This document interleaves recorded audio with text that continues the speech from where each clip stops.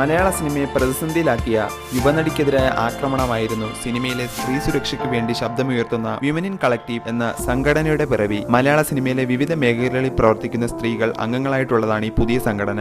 എന്നാൽ ഈ സംഘടനയിൽ മലയാള സിനിമയിലെ മുഴുവൻ സ്ത്രീകളും അംഗങ്ങളല്ല. ഭൂരിഭാഗം സ്ത്രീകളും സംഘടനയ്ക്ക് പുറത്താണ്. തങ്ങൾ ഇങ്ങനെയൊരു സംഘടനയെക്കുറിച്ച് അറിഞ്ഞില്ലെന്നാണ് വിമൻ ഇൻ കളക്റ്റീവ് അംഗങ്ങളല്ലാത്ത സ്ത്രീകൾ പറയുന്നത്. നടി ലക്ഷ്മിപ്രിയയാണ് ഇതിനെതിരെ ശക്തമായി രംഗത്തെത്തിയിരിക്കുന്നത്.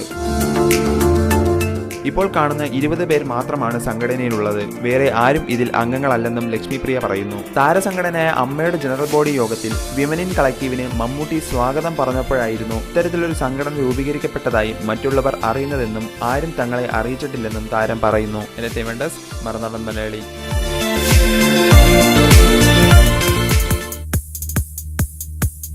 കൂടുതൽ വാർത്തകൾക്കും വിശേഷങ്ങൾക്കുമായി ഞങ്ങളുടെ ചാനൽ സബ്സ്ക്രൈബ് ചെയ്യുക.